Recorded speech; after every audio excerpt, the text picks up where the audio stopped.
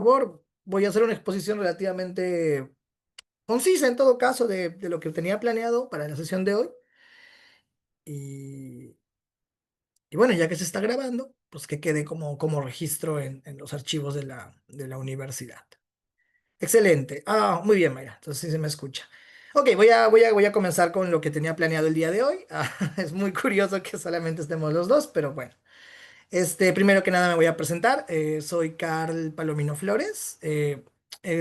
Actualmente estoy haciendo un doctorado en la Universidad de Brown.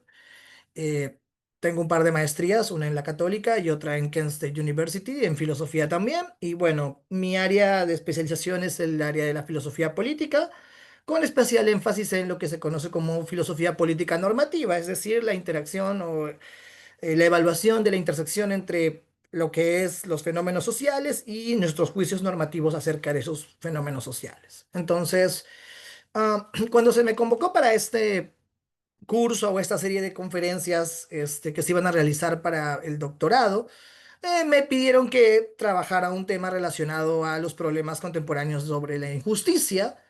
Y debido a ello me quedé pensando dado que el tema es increíblemente vasto, decidí realizar la exposición específicamente sobre un tópico muy concreto, que es el tópico que hoy en día se está discutiendo bastante en un sector de la filosofía, un sector de la academia anglosajona, que es el debate sobre la naturaleza de la injusticia estructural. Entonces, ese va a ser el tema central de esta sesión. Am, ¿Se ve mi pantalla? ¿Qué molesto? Ahí está. Ujú. Muy bien, sí se ve la pantalla. Entonces, bueno, cuando hablamos de justicia estructural, eh, últimamente, ya sea en diferentes medios de comunicación, en las campañas políticas y en diferentes escritos, escuchamos de manera recurrente eh, el problema de que, la cuestión de que hay un problema casi que se califica como un problema de carácter estructural. Y se usa mucho el término estructural hoy en día para referirse a una serie de fenómenos sociales bastante complejos, pero el asunto nunca termina de quedar claro, ¿no? Nunca termina de quedar claro, pareciera que es más una etiqueta comodín que se usa para describir un problema social y punto, y nunca se determina de manera muy precisa en qué exactamente consiste, qué tipo de obligaciones se derivan a partir de la existencia de un problema que se califica como injusticia estructural. A su vez, cómo es que estos problemas surgen y cómo es que se reproducen, tampoco se deja muy claro en qué consiste eso. Entonces, ya sobre el asunto de los problemas estructurales, se venía hablando desde ya la modernidad. Incluso se puede rastrear hasta los tiempos antiguos, pero digamos que en la modernidad los problemas estructurales comienzan a ser ya abordados desde la obra de Rousseau. Tenemos un ejemplo bastante concreto de esto, pero digamos que el vocabulario de los fenómenos estructurales se hace bastante más patente a partir del surgimiento del pensamiento marxista, donde justamente se hace la famosa distinción entre estructura y superestructura, que obviamente motivó a que gran parte de una corriente de pensamiento comenzara a hablar, ¿no?, de fenómenos estructurales, entendiendo estructura como la estructura económica de una sociedad y demás. Eh, pero si bien es cierto, esa línea de pensamiento ha tenido mucho peso en la teorización contemporánea, ha habido bastante interés en explorar en qué sentido estamos hablando de una injusticia, sobre todo porque cuando hablamos de fenómenos estructurales dentro de la tradición marxista, hay un serio problema explicativo, y es que dentro de la tradición marxista, al menos en una lectura relativamente ortodoxa de lo que dice Marx, lo que tenemos es justamente que la noción de injusticia no juega un rol relevante al momento de evaluar las deficiencias de los sistemas económicos que se están cuestionando en la obra de Marx, en la obra crítica de Marx. Entonces, como la cuestión de la normatividad de la justicia no juega un rol relevante, Marx no habla de manera explícita o implícita de injusticia estructural. Es más, no es algo que suene demasiado en su obra. Si bien es cierto, de hecho, por lo general, cuando él aborda el asunto de la injusticia, lo aborda como un fenómeno que es un fenómeno que emerge de la sociedad y que, en cierto sentido, favorece la reproducción de ciertas dinámicas económicas y sociales. Entonces, el fenómeno de injusticia estructural no se puede rastrear fácilmente en esa lectura de Marx, porque justamente no hay claramente una noción de justicia que esté operando en la obra de la tradición marxista. Igual hay autores que han intentado llevarlo, han intentado leer a Marx desde una perspectiva en la que se pueda entender el fenómeno de, digamos, el capitalismo y sus dinámicas de explotación como un fenómeno de injusticia. Un ejemplo bastante perenne de eso es la obra de Gerald Cohen, quien considera relevante incluir un juicio normativo sobre estos procesos sociales, pero digamos que no es, digamos, la regla general dentro de la tradición marxista, ¿no?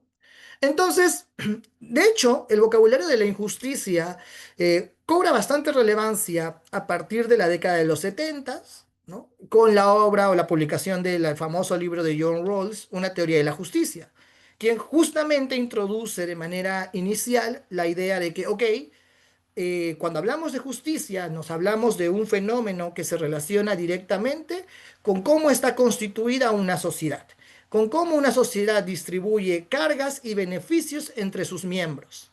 Entonces, ya con esto, Rawls más o menos da pie a una teorización mucho más específica y concreta sobre lo que es la injusticia a nivel estructural, porque justamente él establece que la justicia se relaciona directamente con la estructura. Entonces, como la justicia se relaciona directamente con la estructura social, que involucra cómo esta sociedad distribuye o asigna cargas y beneficios, entonces ya comenzamos a entender mejor cómo puede entenderse un fenómeno de injusticia estructural a partir del hecho de que justamente esa estructura asigne beneficios y cargas de una manera inadecuada, ¿no? Entonces, Rawls tiene su propia teoría. Vamos a hablar un poco de eso la próxima semana cuando aborde ya, digamos, cómo abordar los temas contemporáneos de injusticia, las lecturas que se han dado a partir de la publicación de una teoría de la justicia de Rawls y las alternativas que han surgido y las propuestas escépticas respecto a hasta qué punto puede o no haber una teoría de la justicia. Pero de momento lo que quiero dejar claro es que Rawls abre el camino para una discusión de la justicia a un nivel estructural de manera mucho más patente. Sobre todo porque él la relaciona con sus dos famosos principios de justicia, el principio de igual libertad y el principio de la diferencia. Esos temas vamos a dejarlos para después. El punto es que si tenemos en Rawls el inicio de una teorización más o menos clara sobre la justicia en una estructura económico-social, entonces, a partir de la publicación de la obra de Rawls, van a comenzar a surgir discusiones sobre, ok, en qué nivel o cómo es posible que una injusticia se pueda manifestar a nivel de la estructura económico-social de una determinada sociedad. Entonces, ah, la formulación más famosa y hasta cierto punto que podríamos llamar canónica de la injusticia estructural en el mundo anglosajón corresponde justamente a la formulación elaborada por Iris Marin Young. Entonces, lo que he decidido hacer para esta sesión es primero presentar el caso paradigmático de la injusticia estructural, como se plantea por Iris Young. Luego, voy a abordar brevemente el problema de la responsabilidad, cómo es que el tema de la injusticia estructural se conecta con el problema de la responsabilidad, en qué sentido somos responsables de una injusticia estructural y hasta qué punto tenemos, qué tipo de obligaciones tenemos, ¿no? Digamos, si tenemos una obligación de hacer algo, de reparar algo, etcétera. Hay un montón de discusión respecto a eso. Y un último detalle involucrará una discusión breve sobre cómo se producen y reproducen injusticias estructurales en una sociedad a partir de la lectura de un par de textos de Godin, Haslanger y demás. Entonces, ese es el plan para la sesión. He dado un pequeño preámbulo. Entonces, ahora vamos al caso paradigmático de la injusticia estructural. Entonces, en la bibliografía contemporánea relativa a problemas de injusticia estructural, generalmente siempre se parte de este famoso ejemplo, que es el ejemplo de Sandy, que es formulado por Iris Young en su obra Responsabilidad por la Justicia. En dicha obra se describe un determinado caso, que es un caso hipotético, que hasta cierto punto describe la situación de muchas personas en diferentes sociedades, tanto de primer mundo, segundo mundo, tercer mundo. No es un tema exclusivo de los Estados Unidos, pero que, bueno, hasta cierto punto, digamos, está enmarcado en los Estados Unidos, pero lo podemos extrapolar sin ningún problema a la situación peruana. ninguna complicación.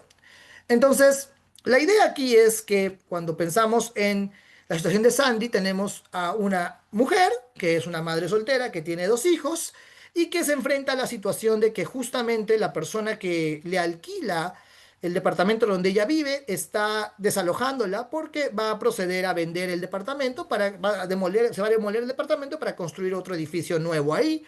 Y obviamente las condiciones de conseguir una nueva vivienda en ese nuevo departamento todavía no están claras, así que Sandy tiene que desalojar el lugar porque pues no es su propiedad y no tiene, digamos, el derecho de poder extender el contrato más allá de lo que ya se acordó originalmente. Entonces, Sandy se enfrenta a esta situación, ¿no? Y bueno, la historia que narra Young involucra algo adicional y es que justamente ella tiene que buscar un nuevo lugar para vivir, pero hay una serie de obstáculos al momento de hacer esto.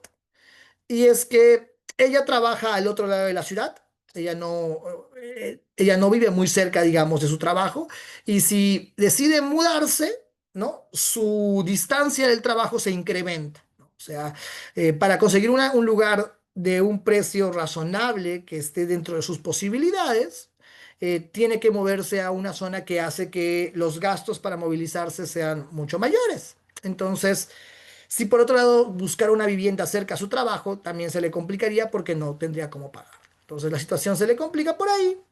Young describe una serie de características más que hacen difícil su situación, como el hecho de que, por ejemplo, tenga que movilizarse hasta su trabajo y que debido a que el transporte público es deficiente, tenga la necesidad de conseguir un auto particular, ¿no? En el caso peruano podemos pensar que pagar taxi si es que no puedes pues, movilizarte.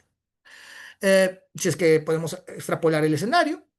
Y a su vez el tema de conseguir un nuevo departamento lo describe con algo que es bastante común en los Estados Unidos, no es tan común en Perú, pero es el tema de que generalmente las personas acuden a agentes inmobiliarios que generalmente te ayudan a encontrar apartamentos, digamos, disponibles para poder alquilarlos. Relativamente funcional en Estados Unidos, siendo honesto.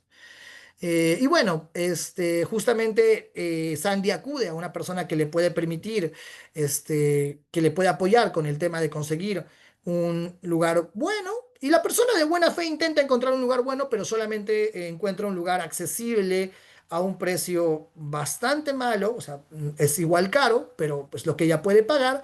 Y realmente el agente financiero, pues digamos, intenta ayudar a Sandy, pero no hay de otra. Lo único que puede, digamos, ofrecerle es un lugar que la verdad a las justas le alcanza para poder vivir ella con sus hijos, ¿no? En condiciones muy poco cómodas.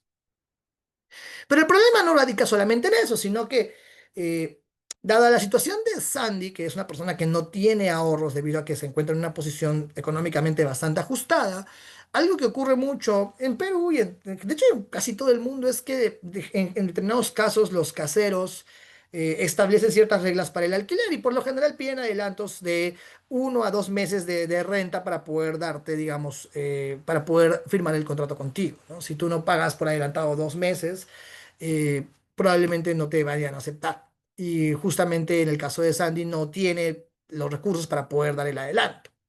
Entonces, en el escenario que se ha descrito, ¿no?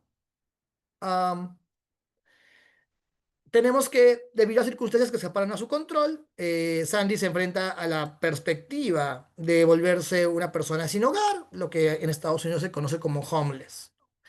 Entonces, Sandy se encuentra en la posibilidad de volverse una persona sin hogar, no tener de vivir, está frente a esas circunstancias y Iris Young pregunta, ¿no? Al formular el escenario, ¿no? Si esto sería un escenario de injusticia, ¿no? O si estamos ante la situación en la que Sandy se está enfrentando a un escenario injusto. Y la respuesta de Young es, tenemos la intuición de arranque, no se detiene mucho a discutir el asunto, de que aquí hay algo que no está bien. Y tenemos la intuición de que Sandy está sufriendo un daño, pero el problema está en que si Sandy está sufriendo un daño, la pregunta que nos viene a la mente inmediatamente es, ¿quién comete el daño? ¿No? Ese es justamente un detalle muy importante cuando se hace la conexión entre filosofía social y filosofía normativa o digamos, filosofía moral, ¿no? Cuando nos enfrentamos a la pregunta de, ok, se ha cometido un daño, ¿no? Estamos estableciendo que hay una responsabilidad. Entonces tiene que haber alguien que ha cometido el daño. Si no hay alguien que comete el daño, es muy extraño hablar de justamente un caso donde hay un daño, ¿no? Hay una distinción muy interesante entre lo que es un daño y lo que es un mal. Hay males que pueden no tener responsable, como por ejemplo que haya un terremoto en una determinada ciudad. Es un daño, es un mal terrible para muchas personas, pero es bastante complicado si es que, digamos, la sociedad estuvo bien organizada para prevenir terremotos y demás, pero pues, simplemente ocurrió el terremoto. A veces simplemente esas cosas pasan. Y bueno, este desastre natural se cobra algunas vidas. Podemos decir que no es claro que haya un responsable a quien culpar, pero cuando hablamos de casos en los que hay un daño, por lo general estamos buscando también que haya un responsable a quien culpar de algo. Entonces, en este caso, si es que hay una injusticia, se tiende a considerar que hay un daño, y si es que hay un daño, tiene que haber un responsable del daño. El detalle con el caso que he descrito es que no es muy claro quién es el responsable del daño que está sufriendo Sandy. Hay posibles candidatos, entre ellos podemos incluir a la misma Sandy. Podemos preguntarnos, ok, ¿hasta qué punto Sandy es responsable de lo que le ocurre? Y la respuesta de arranque puede ser, bueno, Sandy es probablemente una víctima. No podemos identificarla como responsable de lo que está sucediendo porque dentro de todo, digamos, ha hecho lo que ha podido con sus condiciones económicas. Eh, Ella tuvo hijos, tal vez por ahí, por problemas de planificación familiar. No voy a entrar en detalles, el punto es que es bastante complicado que en este escenario concreto queramos responsabilizar a Sandy de estar a punto de convertirse en una persona sin hogar. Hay otras, hay otros posibles candidatos, ¿no? Que pueden involucrar al agente inmobiliario, pero pues hasta cierto punto, como ya se describe en el caso, el agente inmobiliario lo que quería era hacerle fácil, de hecho, las cosas a Sandy, pero simplemente no había dentro del mercado disponible vivienda accesible para Sandy que le fuera conveniente. Entonces el agente inmobiliario hizo todo lo mejor que pudo para apoyar a Sandy, pero ya no había más dentro de su poder. Entonces no se le puede calificar de responsable al agente inmobiliario. Podríamos agarrar y decir que el antiguo propietario es el responsable, pero se complica porque hasta cierto punto el antiguo propietario simplemente está actuando dentro de los parámetros de lo que es el mercado y un negocio en el que él está involucrado. Y además que ya, como se describió al inicio, ese lugar donde vivía Sandy no era un lugar muy bueno y ya se encontraba en condiciones bastante malas, así que o tenía que repararlo todo o demolerlo. Entonces, digamos que el antiguo propietario tomó una decisión hasta cierto punto razonable, sin la intención de perjudicar directamente a Sandy, sino simplemente con el objetivo de cumplir con las reglas de vivienda y también pues administrar o eventualmente sacarse, digamos, un peso de encima cuando decidió demoler el lugar y vender el terreno. Entonces, hasta cierto punto, digamos, podemos decir que hay algo de responsabilidad del antiguo propietario, pero es complicado porque hasta cierto punto él simplemente está participando en una dinámica económica compleja en la que él, claro, tiene una posición cómoda, pero decir que es el exclusivo responsable resulta complicado. Otro posible candidato para ser responsable es el nuevo casero, ¿no? La persona que le está pidiendo los 2 meses de alquiler a Sandy y le indica, ¿no? Oye, bueno, son las reglas. Y hasta cierto punto no podría decir que, bueno, podría no seguir las reglas, pero hasta cierto punto el nuevo casero simplemente está haciendo lo que todos los involucrados en el negocio de alquiler hacen por seguridad jurídica. ¿No? Para poder tener, digamos, algo de seguridad respecto a los alquileres, porque pues si le alquilas a alguien sin tener garantías, es probable que no te pague y eso eventualmente también te perjudica a ti. Entonces el nuevo casero simplemente está actuando acorde con las normas, digamos, socialmente aceptadas del sistema de alquileres en este determinado, en esa determinada locación. Entonces, cuando uno se percata y ve el caso de Sandy con un poco de atención, se da cuenta que más que pensar en un único responsable, ¿no? Lo que tenemos es una red, ¿no? De individuos interconectados que toman decisiones y que fruto de esas decisiones, de fruto de esas interacciones sociales, es que se genera el problema que Sandy está atravesando.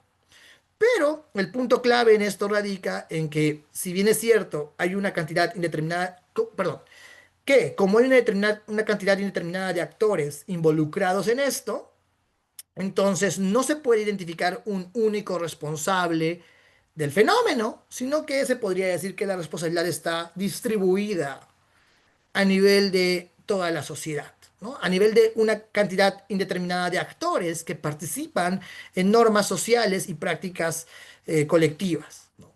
Entonces, se hace bastante complicado, ¿no? Obviamente responder quién es el responsable del daño que Sandy está atravesando.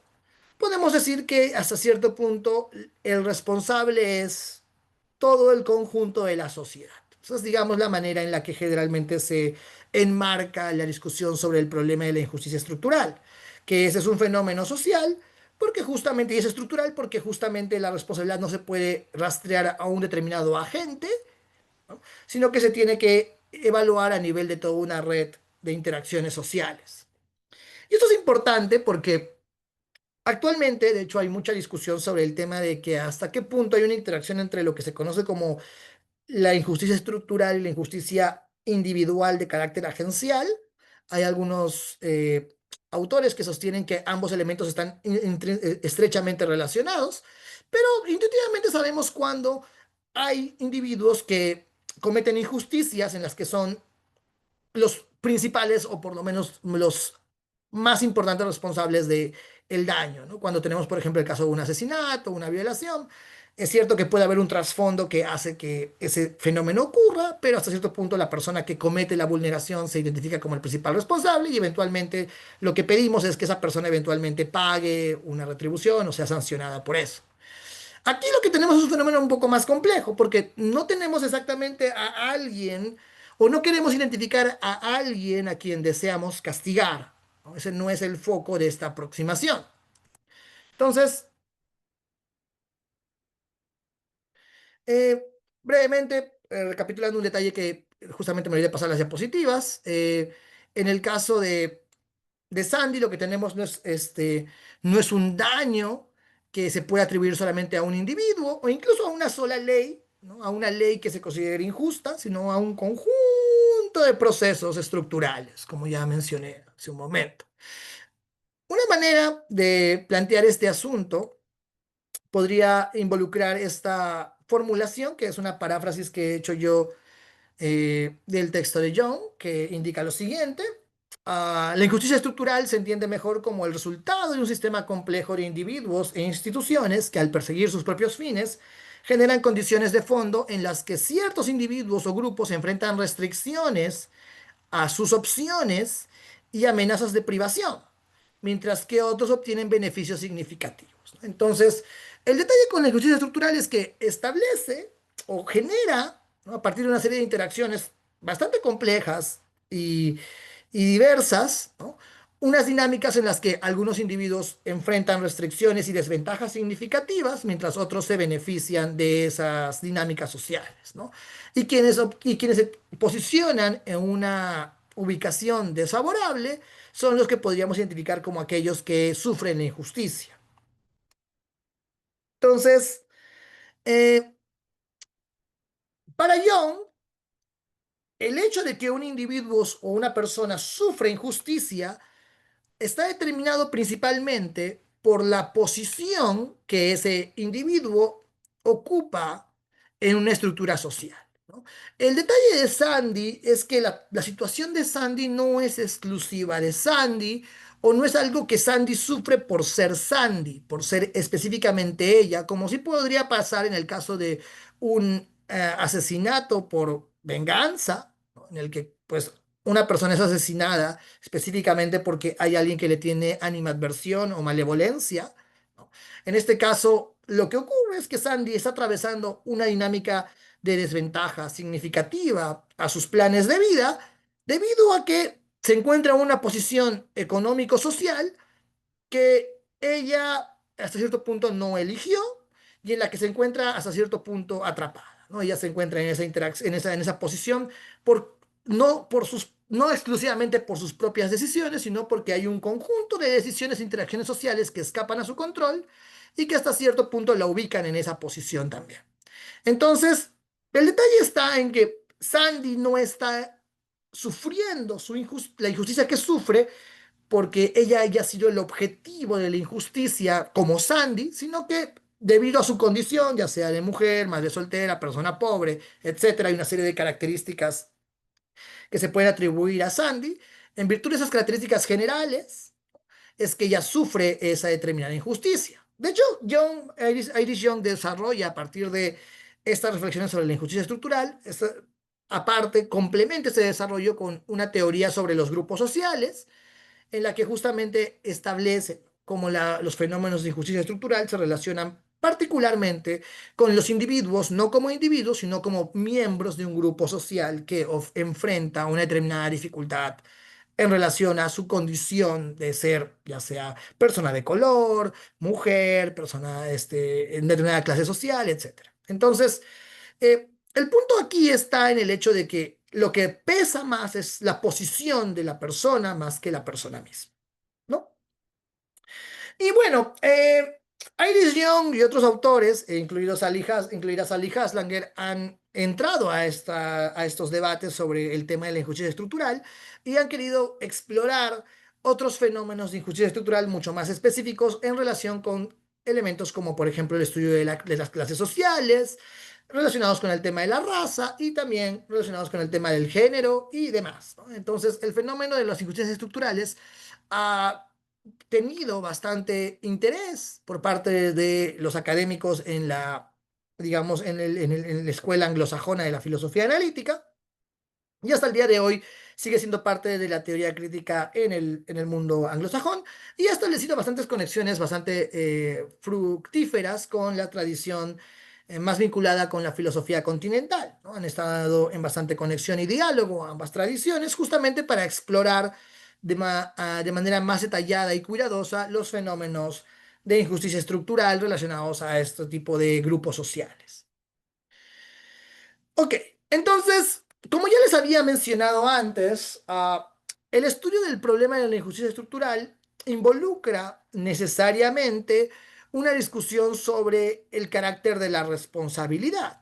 Y Iris Young va a ser consciente de que no podemos tratar las injusticias estructurales de la misma manera en la que tratamos las injusticias agenciales en las que tenemos individuos responsables específicos de un determinado daño, ¿no?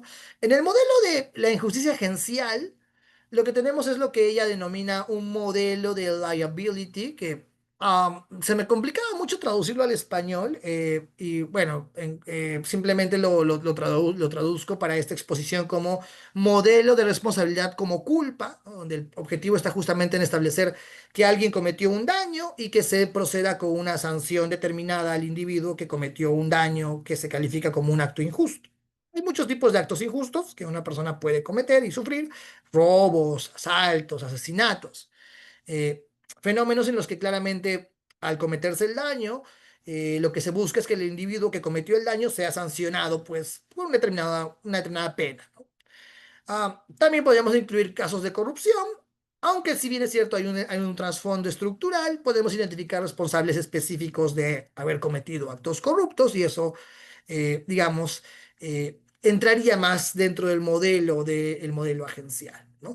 Si bien la corrupción puede ser un fenómeno estructural, la responsabilidad en muchos de estos casos se puede identificar de manera individual, ¿no? Y por lo tanto es más o menos sencillo, entre comillas, la verdad, porque obviamente no es tan simple, hay muchos matices que tomar en cuenta, pero en general podemos identificar responsables agenciales dentro de un modelo tradicional de sanciones y recompensas dentro de un Estado liberal.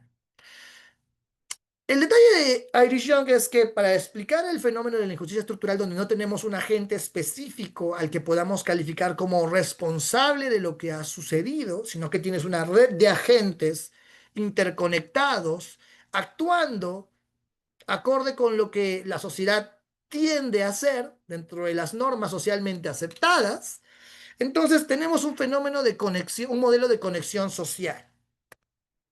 Un poco sobre el tema del modelo de responsabilidad como culpa. Primero, ya lo mencioné, pero lo resalto acá. Este modelo está enfocado en identificar faltas discretas o desviaciones de normas morales o legales, personas que cometen delitos, individuos que al hacer estos delitos son claramente identificables, ¿no? Y un detalle importante es que este tipo de daños, por lo general, se entienden como daños disruptivos, ¿no? Como elementos que el sistema no está, no permite en principio. Esto es importante porque obviamente cuando uno lee esto en la literatura anglosajona, obviamente se puede sentir un poco extrañado, ¿no? Porque ya se da por supuesto que el Estado obviamente no permite estas cosas y hace cosas al respecto, ¿no? Obviamente con los fenómenos que vemos hoy en día, con el caso de sicariato y extorsiones, se hace un poco más complicado tomar en cuenta hasta qué punto esto ya deja de ser un tema ordinario o no. Ya eso lo podemos discutir la próxima semana, pero que en principio sabemos, o al menos en términos formales, al menos en términos formales, tenemos claro que este tipo de daños no son algo que estamos permitiendo de manera aceptable a nivel legal o moral, ¿no? Son cosas que, por las que obviamente exigimos que se hagan sanciones, ¿no? Si es que tenemos a alguien que comete, por ejemplo, un asesinato, pues, eh, debido a que es un sicario y le pagaron para que ajuste cuentas. Evidentemente, si atrapan al sicario, esperamos pues que la persona sea sancionada y que obviamente nadie más haga lo mismo. Este tipo de actos no son considerados como fenómenos, no esperamos que se normalicen en todo caso, ¿no? Buscamos evitarlo al menos. Es complejo, justamente con la situación política actual en el Perú, pero al menos tenemos la creencia de que no deberían normalizarse y de que algo se tiene que hacer y pues ya veremos qué pasa en las elecciones. Eso ya no puedo entrar en detalles al respecto. Pero en fin, en todo caso, un elemento clave de este enfoque en el que estamos estableciendo la culpa de los individuos que cometen, digamos, una injusticia, es que la perspectiva es de carácter retrospectiva. Es decir, buscamos identificar al que causó el daño, ¿no? Y buscar que esta persona pague o tenga un determinado castigo.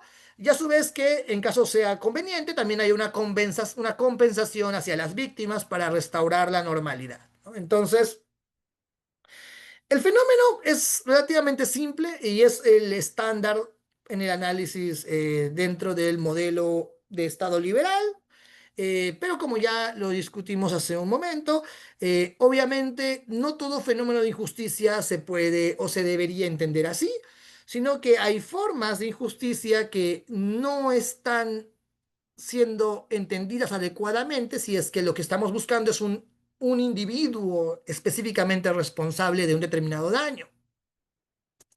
Y el modelo de conexión social justamente pretende atender a esas carencias explicativas. Ah, en el caso del modelo de conexión social, eh, lo que busca este modelo es establecer un reto o un desafío a las condiciones de fondo de la sociedad. Es decir, tenemos un determinado estado o comunidad en la que hay un conjunto de normas y reglas, ¿no? Tanto morales como legales, que están establecidas, que obviamente dan lugar a determinadas interacciones económicas y sociales. Y en este escenario, lo que se pone en tela de juicio no es que una persona está violando la ley o yendo en contra de la norma, sino lo que se pone en tela de juicio es cómo están articuladas las costumbres, las normas y las leyes de tal modo que permiten que las situaciones de injusticia estructural como la que sufre Sandy ocurran. El caso de Sandy es interesante porque es el resultado de un conjunto de reglas, normas, costumbres instauradas en una sociedad que tienen como consecuencia que tengas individuos que ocupan la posición de Sandy, la posición de estar propensos a convertirse en personas sin techo. Entonces, como en este escenario lo que tenemos es que la normalidad es la que produce el daño, entonces lo que se busca es que haya no una reparación del daño acorde con la perspectiva de Jung, Esa es, es la perspectiva específicamente de Jung. Hay otros autores que podrían, y que de hecho algunos defienden que se deba hacer algo respecto al daño. Eso es algo que vamos a ver ya la próxima semana. Pero el punto de Jung es, más que enfocarnos en rastrear a los responsables y castigarlos, no necesariamente es lo que se buscaría. Como dije, hay otras lecturas que podrían establecer que sí se debería buscar responsables y se debería castigar, pero eso es otra discusión. Estamos ahora empezando con la lectura de Jung. El punto es que, más que centrarnos en eso, lo que tenemos que hacer es buscar, ¿no?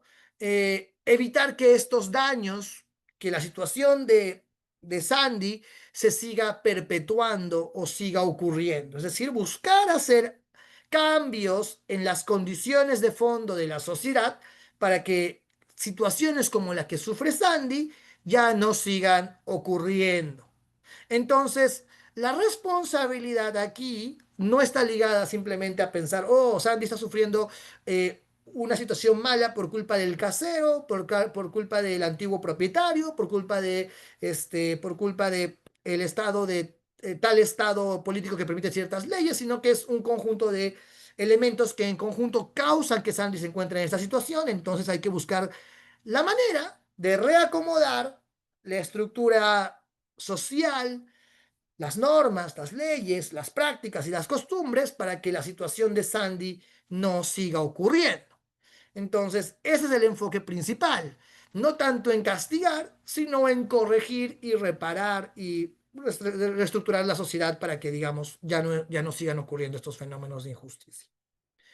Ok, antes de continuar, hago un pequeño corte aquí para ver si hay alguna duda, alguna pregunta, alguien desee comentar algo al respecto. Si es que es así, adelante.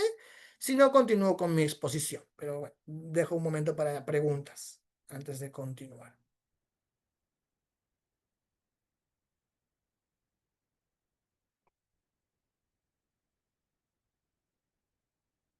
Bueno, parece que no hay preguntas.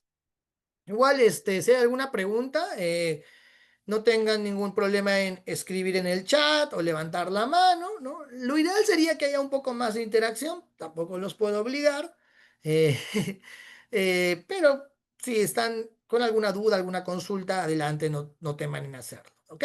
Entonces voy a continuar con la explicación.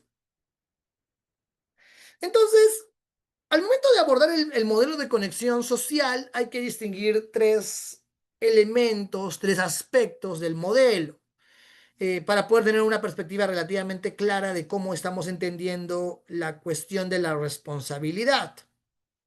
Y tres elementos que son clave son, el primero es la cuestión causal, es decir, cómo se genera la injusticia, ¿no? ¿Quiénes la generan? El segundo elemento involucra las obligaciones, que esto es importante, qué es lo que las personas tienen que hacer, ¿no? ¿Cuáles son las obligaciones morales que tienen todos los agentes relevantes o importantes en estos fenómenos? ¿No? Y un tercer elemento que es la cuestión de la culpabilidad, porque si bien es cierto, hemos dicho que este enfoque no está enfocado o no tiene como meta identificar a los responsables de una injusticia estructural para sancionarlos a ellos por el daño, ¿no? Porque justamente el problema básico es que no se puede rastrear a un único responsable, sino que los responsables son una cantidad indeterminada de agentes, una red de agentes súper compleja, donde no se puede hacer el rastreo adecuadamente de quienes tienen la culpa. Igual el modelo permite cierta posibilidad de establecer fallos en las obligaciones y por lo tanto culpabilidad, ¿no? Ahí lo que se entendería en términos en inglés como un blame element. Entonces, hay culpas, pero las culpas no están directamente relacionadas con quienes produjeron la injusticia, sino que están relacionadas de manera mucho más directa con el segundo elemento, y es quienes están fallando en cumplir con las obligaciones relativas a las injusticias que están ocurriendo. Está relacionado directamente con el punto 2, más no con el punto uno de manera directa. Entonces, cuando vemos el tema causal, ¿no? a, a consideración de Iris Young, cualquier contribución a la producción o reproducción de condiciones injustas va a generar responsabilidad. Ese es un punto muy importante. ¿Ok? Young va a decir, ok, cuando tenemos el fenómeno de la injusticia estructural, ¿no? Lo que tenemos es que se producen injusticias, pero también estas se reproducen, ¿no? Se vuelven a dar de manera sistemática. Ahora, hay momentos en los que la injusticia no existía y comienza a existir, ¿no? Ahí ese momento es el momento de la producción, comienza a existir y se sigue perpetuando, ese es el momento de la reproducción, ¿no? Entonces, todo aquel que contribuya en ya sea el origen o la persistencia de la injusticia es responsable de hacer algo, tiene que hacer algo, que eso lo vamos a ver en breve, pero de momento hay algo que estos individuos tienen que hacer. Ahora, como ya les mencioné antes, esta responsabilidad no implica necesariamente culpabilidad moral o legal. Y yo lo considero así por tres razones principales, ¿no? Primero, que muchos agentes, ojo, y esto es importante, no tiene que ser el caso que las personas cumplan con esta característica. Puede ser que haya alguna gente que realmente pueda encontrar satisfacción, no sé, en dejar gente sin casa y sin vivienda. Es muy raro, pero por las cosas que a veces uno se encuentra en YouTube de declaraciones de ciertas personas, sí puedo creer que haya gente que realmente desea estos resultados, pero el modelo funciona y de hecho es más atractivo o es más interesante cuando realmente la gente no quiere ese objetivo, ¿no? Cuando la gente no tiene como meta eventualmente dejar gente en la calle, sino que lo que tiene como meta es simplemente perseguir su propio crecimiento económico y obviamente eso tiene como consecuencia probablemente que alguien termine quedando en la calle, pero digamos que no están haciendo las cosas porque eventualmente esperan que eso deje gente en la calle. Tal vez no son conscientes de eso, o tal vez simplemente no consideran que son los principales responsables, porque al final de cuentas todo el sistema funciona así. Hay mil y un consideraciones que pueden entrar acá. En todo caso, lo atractivo del modelo de Young es que no necesitas que la persona tenga como meta perjudicar a otros para que exista una injusticia estructural, ¿no?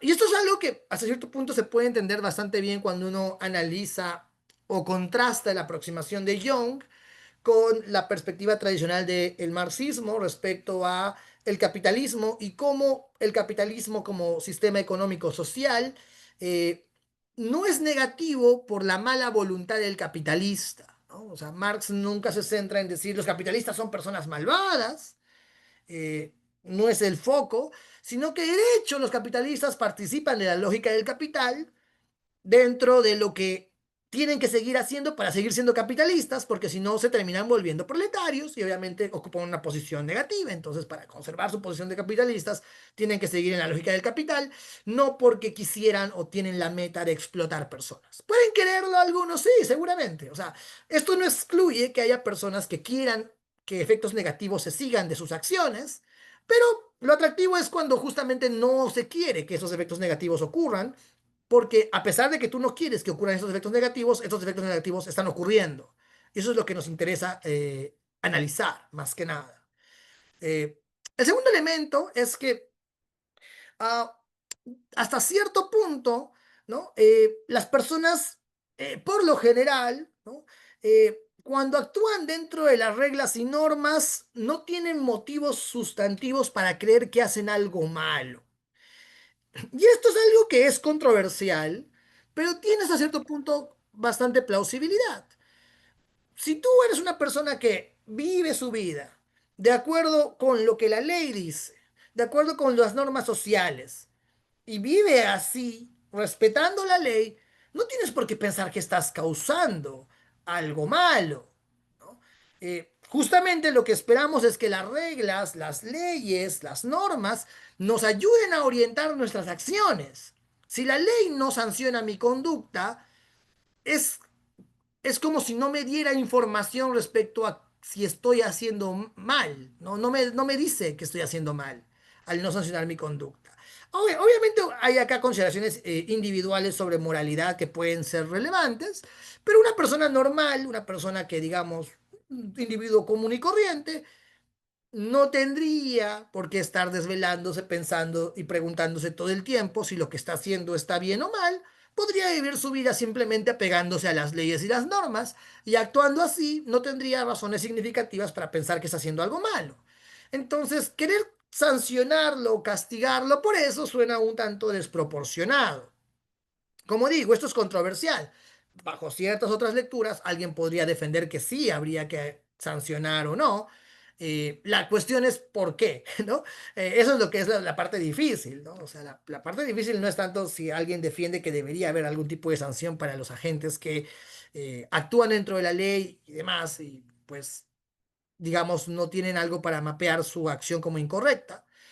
Hay casos que son obvios, como los casos de la banalidad del mal de Hannah Arendt, que sí son casos obvios donde, pues bueno, si es que para ti exterminar a una población no es controversial, bueno, probablemente algo fue en tu razonamiento moral, pero Jung le interesan más los casos más cotidianos, más normales, donde los efectos negativos de la interacción social se han normalizado al punto de que no somos capaces de poder captar inmediatamente la maldad o el daño que estamos cometiendo. Y por lo mismo justamente se hace difícil juzgar a las personas. Y un elemento adicional es que muchos agentes simplemente están haciendo lo que mejor les favorece y que no les queda alternativas relevantes, suficientemente convenientes para poder guiar su vida del modo en que más les convenga, ¿no? Eso es un punto importante, ¿no? Porque esto va a conectarse en alguna medida con algo que Jung va a decir sobre el papel de la responsabilidad de las víctimas y las personas que se encuentran cerca de ser víctimas, sobre todo las personas que se encuentran cerca de ser víctimas. Eh, el ejemplo es el de justamente de que muchas personas aceptaron o en algún punto decidieron aceptar las condiciones de pagar un adelanto de 2 meses por alquilar una vivienda. ah, Aceptaron las condiciones porque no les quedaba de otra. Entonces, dado que esas personas aceptaron las condiciones, porque pues si no aceptaban las condiciones no alquilaban la vivienda, la norma del adelanto de 2 meses de renta se normaliza. Es decir, las personas que terminan pagando los 2 meses adelantados de renta en el ejemplo original de Sandy, hicieron posible que a Sandy, sin ningún problema, le pusieran las mismas condiciones. Entonces, uno podría decir, sí, todos esos agentes que estuvieron involucrados en aceptar las condiciones de 2 meses de adelanto de renta, en alguna medida también contribuyeron a que la situación de Sandy sea la de una situación de injusticia, porque permitieron que esta práctica, que pues en algún punto no era normal, se normalizara y se volviera pues una regla, ¿no? Una norma aceptada. Entonces, si estos individuos hubieran tal vez no aceptado esos tratos, probablemente Sandy no estaría en esa situación. Pero ellos no tenían mejores alternativas, porque era eso o no poder alquilar. Entonces, si era eso o no poder alquilar, estas personas sí podían alquilar pagando adelantado, pues pagaban adelantado. Este problema se parece mucho también a casos relativos a temas de sindicalización y demás, que bueno, no voy a abordar, pero se puede generalizar el fenómeno a muchos otros casos, ¿no? Pero también se puede ver, por ejemplo, casos relativos a los salarios bajos, ¿no? Si las personas comienzan a dar salarios bajos a cambio de su trabajo y esto se normaliza, eventualmente el salario va a terminar disminuyendo, disminuyendo, disminuyendo, disminuyendo, hasta que eventualmente la gente comienza a cobrar salarios solamente de subsistencia, ¿no? Entonces, a cierto punto, hay gente que no le queda de otra más que aceptar trabajar por salarios bajos porque no tiene otra fuente de ingresos y a cierto punto de esa manera contribuye a que los salarios se mantengan bajos. Entonces, ah, en fin, hay muchos aspectos en los que podríamos analizar este fenómeno, pero justamente por eso es que Jung no considera sensato agarrar y culpar a estos individuos por contribuir a que la injusticia exista. Porque sí, ellos contribuyeron a que exista. Son en ese sentido responsables causalmente, podríamos decir. Pero no hay un elemento de culpabilidad moral en el sentido de que tienen que pagar o compensar o ser sancionados por esto. Ahora bien, sobre las obligaciones, Iris Young explica de manera bastante interesante que los agentes involucrados en justamente estos fenómenos de injusticia estructural, más que reparar en el sentido de compensar a las víctimas o ser sancionados por sus daños o por los daños en los que ellos indirectamente estuvieron involucrados, lo que tienen que hacer es involucrarse en la reducción o eliminación de dicha injusticia estructural que produjeron o reprodujeron. Es decir, tienen que hacer algo al respecto. Eh, Esa es una obligación que Young establece como una obligación que estos agentes tienen, ¿no? Por eso ella lo identifica como un fenómeno de evaluación prospectiva, ¿no? Podemos establecer juicios morales respecto a los agentes que hacen o no hacen algo para mitigar o eliminar la injusticia, ¿no? Entonces, eso importa. Ahora, sí, es muy interesante tomar en cuenta lo que los individuos quieren hacer y los resultados son importantes, pero no son lo único que importa, ¿ya?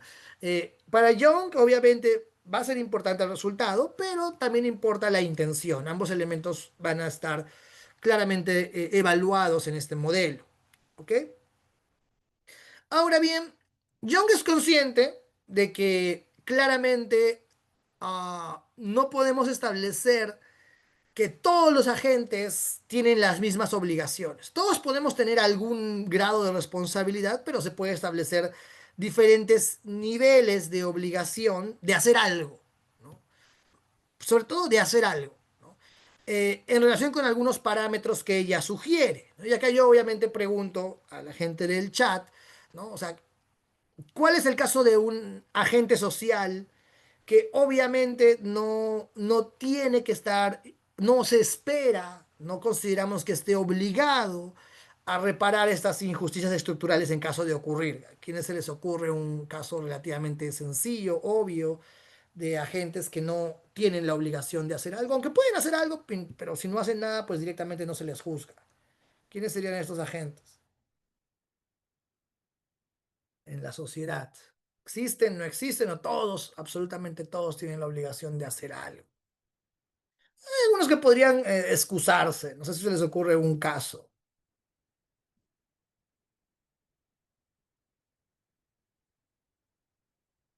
¿No se les ocurre? Bueno, el caso. Por ahí un mensaje. La Defensoría del Pueblo, bueno, tendría que hacer algo la Defensoría del Pueblo, ¿no? O sea, creo que es de esos. Es una institución que tendría que hacer algo. Yo estoy pensando más que en alguien que no tiene la obligación de hacer algo. Una gente, un grupo, un colectivo social que no tiene la obligación directamente de hacer algo y que todos, entre comillas, aceptamos intuitivamente que no tiene que hacer algo, son los menores de edad, específicamente los niños, ¿no? Ah, no se les establece, a pesar de que puedan estar indirectamente relacionados con el surgimiento de estas injusticias, porque pueden estarlo en alguna medida, eh, no se espera que hagan algo al respecto, ¿no? Entonces va a haber como algunos criterios que Young va a traer a colación para decir, ok, ¿quiénes son los agentes que deberían hacer algo al respecto, ¿no? Y más o menos, ¿qué tanto tienen que hacer estos agentes? Entonces, los cuatro criterios que ella sugiere involucran estas dimensiones. Eh, el primer elemento es el poder, ¿no?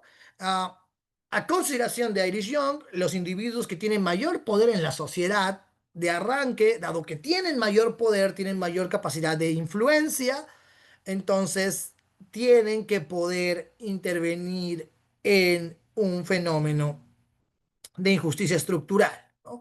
Personas, entre comillas, privilegiadas, bueno, poderosas en el sentido de que tienen ya sea poder económico, poder político, etcétera, ¿no? Mensaje en el chat. Los congresistas obviamente tienen que hacer algo, ¿no? O sea, yo lo que estaba pensando originalmente era explorar, digamos, quienes no tienen, digamos, la obligación. Claro, los congresistas tendrían la obligación, obviamente. Tienen, de hecho, los elegimos para eso, ¿no? De hecho, su trabajo consiste en atender problemas sociales y obviamente atender casos de injusticia estructural y obviamente legislar para pues eliminarlos si es que los identifican. Es parte del trabajo. Los congresistas serían pues parte de estos agentes poderosos. También podríamos incluir empresarios y demás, ¿no? Ah,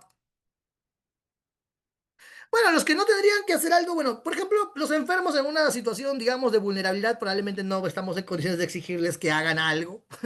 Tampoco los ancianos, aunque pues en alguna medida se podría esperar que hagan algo, pero podemos establecer cierto tipo de criterio para no esperar de ellos o no juzgar su falta de acción. Y los pobres, ese es un punto que voy a mencionar a continuación en breve.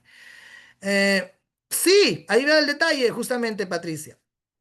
Hablemos del caso del privilegio, que se relaciona mucho con el caso del poder, pero en este caso se entiende más como los individuos que no están sufriendo directamente injusticias estructurales de manera completa, ¿no? No son las principales víctimas y que tienen una posición no de poder, pero al menos de relativa comodidad en el status quo. O sea, pues digamos, tienen vivienda, tienen acceso, digamos, a los servicios básicos y a cierto punto se encuentran estables, ¿no? Entonces en una posición económica suficientemente conveniente como para poder hacer algo al respecto. También sin que por ello implique que tengan poder.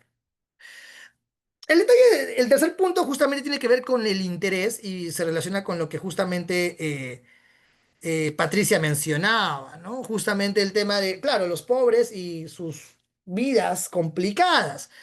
Lo que quiso Patricia aquí me parece de las cosas más interesantes justamente en las discusiones sobre la responsabilidad de ellos de hacer algo, ¿no? Hay mucha bibliografía y muchos autores que discuten hasta qué punto ellos son responsables o no de hacer algo, y para Young son responsables. ¿Ok? Iris Young dice que sí tienen responsabilidad de hacer algo, aquellos que son las principales víctimas de estas injusticias. Esto es difícil, pero el punto de ella es que la importancia de que ellos estén involucrados en las acciones para corregir estas injusticias es vital por dos consideraciones. La primera es una consideración de carácter epistémico, es decir, ellos tienen información de primera mano sobre su situación. Por lo tanto, esta información de primera mano sobre su situación es importante para poder conseguir medidas que puedan realmente ayudarlos a superar estas dificultades o estas injusticias estructurales. Entonces, lo que ellos han experimentado es vital para poder hacer las correcciones. Si dejamos que las correcciones queden en manos de los que solamente tienen poder o los que ocupan una posición privilegiada, entonces estos agentes pueden tener una posición muy paternalista sobre el fenómeno y proponer soluciones que no terminen siendo eficaces. Y bueno, también hasta cierto punto, John va a establecer lo que ya les comenté brevemente hace un momento, ¿no?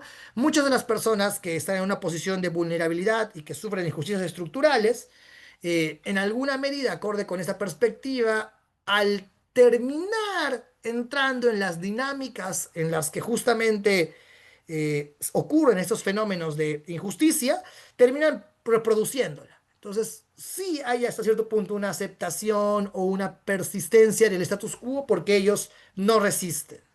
Entonces, claro, ahí viene obviamente la observación muy pertinente de Patricia, ¿no? Si ellos resistieran, probablemente les iría muy mal porque resistir implica invertir tiempo y energía que probablemente no tengan.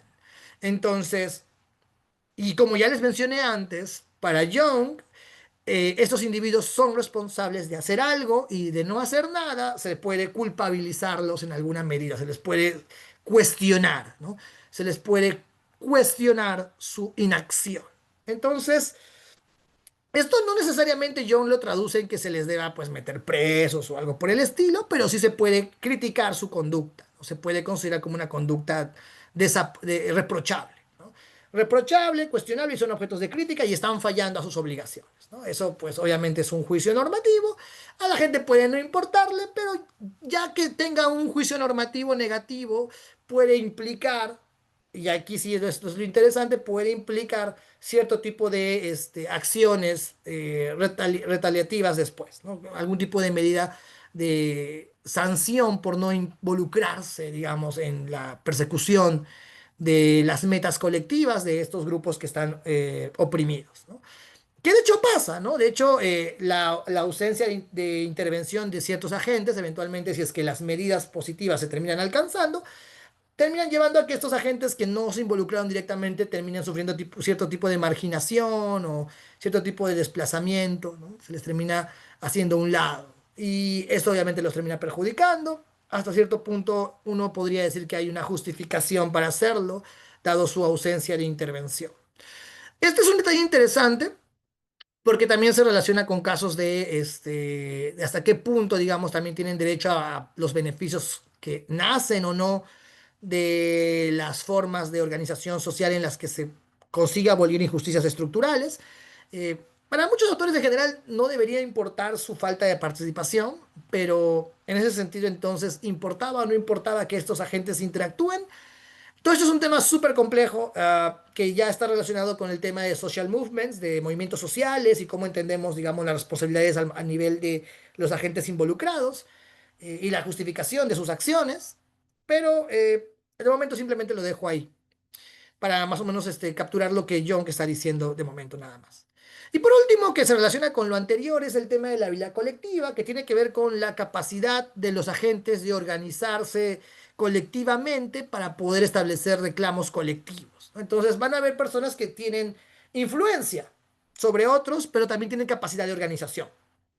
Entonces, se espera que aquellos que tienen esas capacidades de organización y que tienen influencia puedan también interactuar o intervenir para mitigar o eliminar esas injusticias estructurales, ¿no? Ahí podemos meter, obviamente, ya eso depende el tipo de instituciones que a uno le agraden, pero ahí entran, digamos, instituciones, digamos, de protección de los derechos de ciertas comunidades. Algunas ONGs podrían incluirse aquí, algunos líderes sociales, líderes sindicales. Aquí entran todos estos agentes, digamos, que no forman directamente parte de los agentes que tienen alguna posición de poder en el Estado, pero que tienen, digamos, un grado de influencia dada su capacidad de poder organizar colectivos, ¿no? Entonces ellos, digamos, también tendrían que hacer algo. Y esto también me llevó, estaba pensando cuando justamente armaba esto, ¿no? Me quedé pensando en los famosos fenómenos de cancelación. Esto es una cosa muy curiosa, pero sí, últimamente veía mucho cómo se cuestionaba, ¿no? A ciertas figuras públicas por no pronunciarse o no estar o no tener ningún tipo, digamos, de posición, al menos, ¿no? Respecto a las famosas protestas que se hicieron por parte de la generación Z. No voy a debatir aquí si estaban bien o estaban mal las protestas. Eso es una discusión que no es central para mi exposición. Eso podemos dejarlo, digamos, en paréntesis. Lo que sí importaba era justamente ver cómo, a consideración de ciertos individuos, las personas que tenían algún tipo de influencia, algo tenían que decir. ¿Ok? El silencio era un problema, ¿no? Sobre todo si tenían influencia. Y obviamente quienes no decían nada eran cuestionados, ¿no? Y hasta qué punto hasta qué punto capturamos que su influencia es importante, está mediado por la idea de que creemos que alguien que puede hacer algo debería hacer algo, ¿no? Si es que tiene los medios para hacerlo. Entonces, por ese motivo se puede establecer, digamos, que son o no son responsables, ¿no? Este elemento me llama la atención justamente porque ahora, con el boom de las redes sociales, hay gente que tiene algo hay gente mucho más común y corriente, en alguna medida, digamos, no directamente dirigentes sindicales o cosas por el estilo, sino gente que tiene, digamos, cierto tipo de influencia en algunas redes que se espera que digan algo, ¿no? ¿Hasta qué punto deberían o no deberían decir algo? Es una cuestión que puede ser controversial, ah, pero dentro de este modelo se esperaría que si tienen algún tipo de influencia sobre ciertos colectivos, pues deberían hacer algo también. Y bueno, ya establecido esto, justamente viene el detalle de la culpabilidad. Como les había dicho hace un momento, nos interesa bastante entender la cuestión de, ok, ¿qué es lo que las personas tienen que hacer? Y ya estableciendo que las personas tienen que hacer algo para mitigar o reducir las injusticias estructurales, Entonces, si las personas no hacen algo al respecto, se da paso a lo que se califica como el acto de culpa o reproche, ¿no? Como dije, no tiene que ser una acción que implique, digamos, sanciones legales, ¿no? Puede incluir simplemente desde el reproche o el cuestionamiento. Hoy en día, el fenómeno de la cancelación es una forma en la que se manifiesta este cuestionamiento. Hay mucho debate sobre hasta qué punto está bien o no cancelar. Para muchas personas cancelar es un mecanismo digamos, de hacer mucho más concreto, ¿no? Un juicio moral que no está legalizado. Entonces, dado que muchos juicios morales importantes no están legalizados y son juicios morales que permiten, digamos, enfrentar injusticias, algunos defenderían que los fenómenos de cancelación tienen bastante sentido. Si es que sobre todo nos enfocamos en entender o atender problemas de injusticia estructural. Entonces, ah, el elemento de culpa o reproche radica en que, dado los parámetros antes mencionados, los agentes que deberían actuar frente a la injusticia estructural no lo hagan, ¿no? Eso es, digamos, el elemento que se estaría buscando capturar. Ahora bien, hay una controversia, hay una tensión en este modelo de culpabilidad sobre la que estuve trabajando hace ya un tiempo, y era justamente el hecho de que hay hasta cierto punto una dimensión crítica sobre si estos agentes no actúan, o si sobre la acción es insuficiente o contraproducente. O sea, nos interesa que obviamente lo que estos agentes hagan no sea cualquier cosa, ¿no? Ah, Esto es importante. Esperamos, estos agentes tienen la obligación de hacer algo, pero aquello que esperamos que hagan, esperamos que al menos sea en alguna medida positivo, ¿no? O tenga efectos positivos. Entonces, si alguien no actúa, obviamente podemos criticarlo, pero también podemos criticarlo si la acción es como insuficiente, con que, no sé, alguien que simplemente eh, dijo, ok, eso está mal y ya está, o apoyo a estas personas y ya está, eso obviamente no es suficiente. Ah, para algunas personas podría ser que esta persona tiene los medios para hacer mucho más y si no está haciéndolo, está fallando. También puede ser el caso de que alguien haga algo contraproducente, ¿no? Que puede involucrar casos. No digo que esto sea lo que ocurre necesariamente, pero hay en algunos escenarios de protesta social, siempre se va a identificar el famoso fenómeno de la gente que incurre en actos de vandalismo.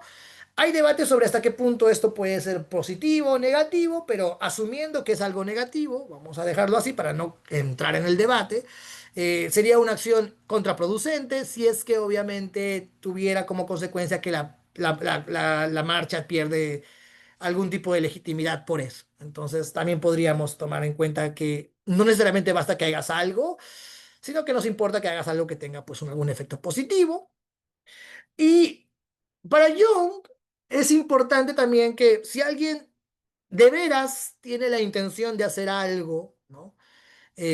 No lo podemos culpar por fracasar, ¿no? O sea, tiene la intención de llevar a cabo un resultado, pero al final las acciones de esta persona no terminan teniendo ningún tipo de efecto, entonces no podríamos cuestionarlo, pero eso haría que su acción sea inefectiva. Entonces, ¿hasta qué punto estas dos consideraciones planteadas por Irish Young son coherentes o no? Ahí hay una tensión importante.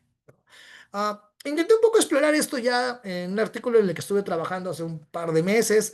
Todavía no lo termino de pulir porque hay unos problemas adicionales que he estado identificando en este conflicto, pero lo dejo como un elemento a considerar, ¿no? Hasta qué punto justamente estas dos consideraciones son coherentes o no. Ok, ahora vamos a cómo surgen y persisten estas injusticias estructurales, que es la última parte de la exposición.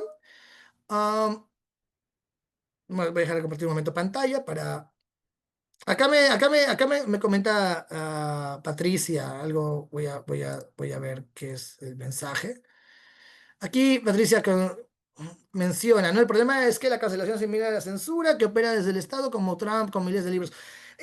Como dije, ¿no? O sea, hay debate sobre si la cancelación es o no es aceptable como un mecanismo de presión social. Ah, Personalmente creo que uno podría pensar que es como un mecanismo de censura y la respuesta sería sí, sí, sería como un mecanismo de censura a las acciones negativas, ¿no? A las acciones que no deseamos que se reproduzcan. La pregunta es, hacemos una evaluación de contrapesos, ¿no? ¿Vale la pena sancionar de manera social a las personas por ciertas conductas que consideramos cuestionables? ¿Sí o no? Hay valores más importantes como, no sé, la libertad de expresión, puede ser. Ah, ahí hay una cuestión de conflicto de los valores que uno considere más o menos importantes, ¿no? Ah, como dije, no estoy pretendiendo en esta exposición dar una posición sustantiva sobre estos debates, primero porque me va a desviar del centro de mi punto, sino que lo que quiero más que nada es centrarme en el hecho de cómo hay algunos mecanismos que de hecho ya existen en la actualidad, que en alguna medida tienen sentido si es que tenemos como marco de referencia esta perspectiva en la que la responsabilidad se atribuye a la ausencia o no ausencia de acción por parte de agentes que tienen influencia. Entonces eso más que nada sería el punto, ¿no? No tanto centrarme en el hecho de sí, está bien cancelar a estas personas, porque alguien podría hasta defender que sí está bien cancelar a algunas personas y a algunas no. Hay casos de cancelaciones aceptables, casos de cancelaciones no aceptables, hay casos de cancelaciones, hay personas que defenderían que ninguna cancelación es aceptable bajo ninguna perspectiva y hay personas que defenderían que cancelar es algo que está satanizado por gusto y que definitivamente la gente reacciona demasiado fuerte ante la cancelación porque lo que está haciendo es querer perpetuar el status quo y obviamente tenemos un status quo bias, que es como una parcialidad hacia el status quo que nos lleva a no reconocer que sí, hay cosas que tenemos que cuestionar. Entonces, es un tema muy complejo, hay muchas ramas involucradas. Entonces, por lo mismo no podría dar como una respuesta de sí, no, sino estoy queriendo como capturar cómo hay un trasfondo normativo que a cierto punto interactúa con estas prácticas que son bastante comunes. De hecho, por eso no me sorprende nada que la práctica de cancelación sea un fenómeno tan común en los Estados Unidos, porque justamente gran parte de las teorías de la justicia que se desarrollan allá, este, están muy influidas, ¿no? por este análisis de la injusticia estructural. Eh, no digo que no pase en otras partes del mundo, pero digamos, gran parte de las prácticas más famosas y de toda la teoría sobre la cancelación, en alguna medida se da en el mundo anglosajón, porque en alguna medida su forma de articular las sociedades desde una perspectiva liberal eventualmente a pensar hasta qué punto tenemos que hacer algo con las injusticias estructurales o no, ¿no? Vamos a darle una mirada a este comentario. ¿Quién es ese nosotros? ¿Quién decide los criterios de lo bueno y lo malo que merece ser cancelado? Esa es una pregunta interesante y tiene que ver con el hecho de la organización social. O sea, primero, ¿quién decide? Ese es el punto, la gente se organiza. Yo no estoy diciendo si hay algún hecho objetivo que haga que estos juicios sean correctos. Lo que ocurre es que la gente se organiza a partir de un juicio sobre fenómenos sociales que se consideran cuestionables. Casos simples, que son como intuitivamente obvios. Si un individuo aparece públicamente haciendo o profiriendo insultos racistas, eh, esperamos que haya obviamente un proceso penal, legal, lo que tú quieras, pero por lo general nunca terminan de llegar a nada, ¿no? Y de hecho la gente es consciente de que por lo general no llegan a nada o no terminan de trascender lo suficiente a nivel legal, ¿no? Pero la gente obviamente rechaza o repudia ese tipo de conductas y obviamente pues hace público la información de la persona, difunde en redes sociales, esto puede tener repercusiones en el trabajo de las personas. De hecho, termina pasando, y eso lo han visto, como las personas que cometen este tipo de prácticas socialmente cuestionables son exhibidas y eventualmente al ser exhibidas terminan siendo perjudicadas en otras dimensiones de su vida social. ¿Eso está bien? Muchos dirían no, algunos dirían sí. La pregunta ahí está cómo la población se organiza al respecto. Y esto no necesariamente requiere que haya como que una especie de estado o una especie de paraestado, ¿no? Paralelo a nuestro estado político legítimo. Simplemente requiere que las personas estén organizadas o que al menos actúen de manera coordinada frente a cosas que consideran rechazables. Y bastaría con algo así para que tengas, digamos, este tipo de prácticas. Como dije, Eso ya es un tema muy complejo que no va a ser que podemos hablarlo también la próxima semana con más calma, pero de momento simplemente quería dejar en claro cómo es que la cancelación es un tipo de reproche que hasta cierto punto no tiene un carácter legal, no hay, digamos, una ley, una sanción penal o civil por que alguien esté sufriendo, sino que es un reproche social que se ejecuta a ciertos agentes por fallas respecto a sus obligaciones. Y el modelo de Young permite entender este fenómeno. Ok, una cosa que quería comentarles era que son ley 22. Pensaba hacer un break, pero pues no me queda suficiente tiempo, entonces lo que voy a hacer es terminar la exposición. Voy a exponer esta parte de manera un poquito breve y luego tendremos una ronda de preguntas y terminamos ahí, porque si hago break, pues al final nunca, no tiene sentido hacer break a las 9:22. Entonces, mejor termino y una vez termine, ya paso a algunas preguntas que queden pendientes y con eso terminaríamos la sesión. Ok, hay diferentes modos en los que la injusticia estructural puede surgir y persistir. Ah, esto es interesante porque una injusticia estructural no necesariamente tiene que surgir eh, de manera completamente involuntaria. ¿Ok? Si bien es cierto, el fenómeno puede ser vigente, puede estar vigente y puede no tener, digamos, de manera clara a una persona como perpetradora del daño, ¿no? En algunos contextos, muchas de estas injusticias pueden originarse por prácticas deliberadas de agentes que quieren sacar algún tipo de ventaja o beneficio sobre otro grupo social. El caso más común es el caso de el fenómeno de la esclavitud en Estados Unidos, ¿no? Eh, por sí misma es claro que hay gente que es responsable de esclavitud en Estados Unidos, los traficantes de esclavos y demás, ¿no? Entonces podemos trazar hasta cierto punto responsabilidades individuales. Obviamente hay un nivel en el que esto es un fenómeno estructural, pero es sencillo, digamos, saber quiénes tuvieron la culpa.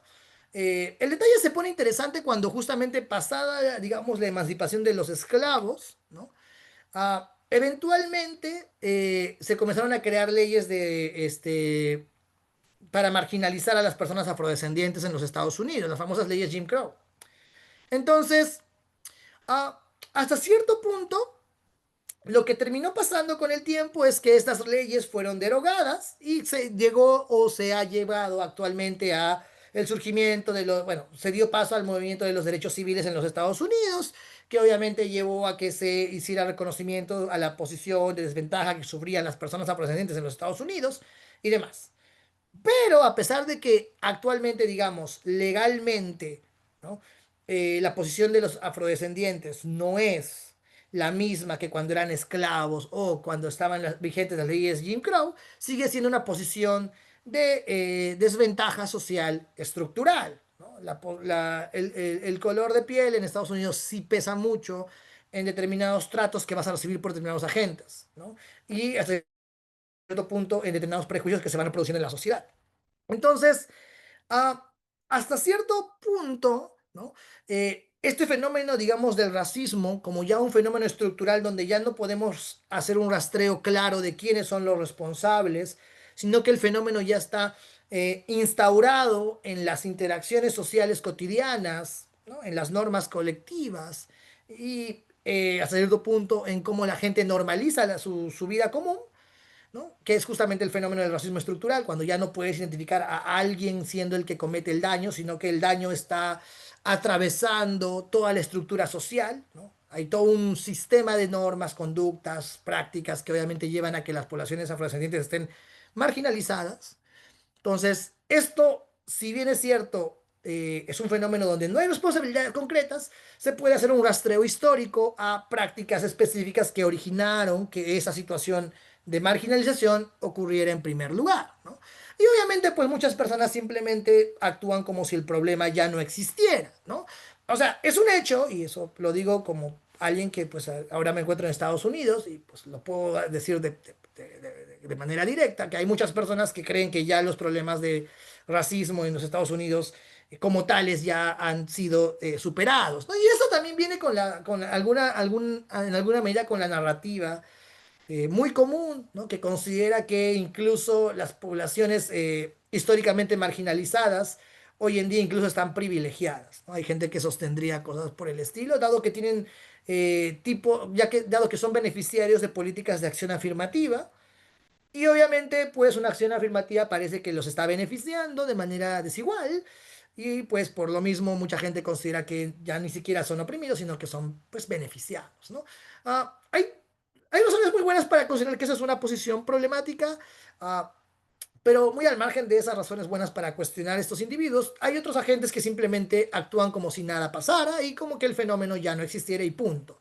No tanto que los afrodescendientes o las mujeres o las personas, digamos, LGTBIQ, no tanto como si ellos siguieran siendo perseguidos o cuestionados, ¿no? Sino más que nada como que, bueno, ya las cosas ya están bien, ya acabó el problema y por lo tanto cualquier reclamo que hagan simplemente no tiene razón de ser, ¿no? Y pues eso se puede entender como desviar la mirada, como hacer como que eso no, como que sus problemas no existieran, como seguir con tu normalidad.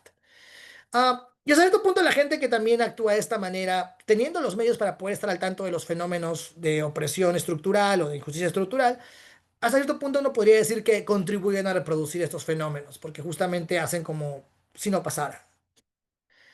Ok, ahora hay otro fenómeno interesante que a mí me gusta bastante y que se ha puesto muy de moda desde el desde el siglo XXI, a partir de la publicación de Miranda Fricker de un famoso libro llamado Injusticia Epistémica, ¿no?